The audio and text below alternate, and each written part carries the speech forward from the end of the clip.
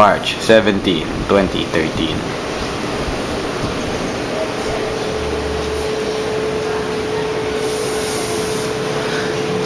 Hello, good morning. Ngayon, papakita namin kung ano nangyari sa aming nagawang amplifier. Magsisimula tayo sa speaker namin na iisa pa lang hanggang sa napag-series namin sa dalawang speaker. At ngayon, nakaya namin ang 3 speaker. Sa tingin nyo ba, sa ganitong kaliit na circuit diagram, gagana ang ating amplifier? Ito ay nagkakaroon lamang ng 3 transistor na may 2N3904 at 2N3906.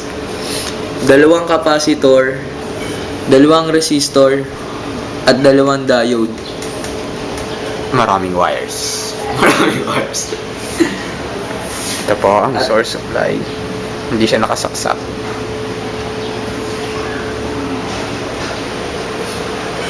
Kaya ano sa tingin nyo? Gagana ba ang gamit ang 3 speaker?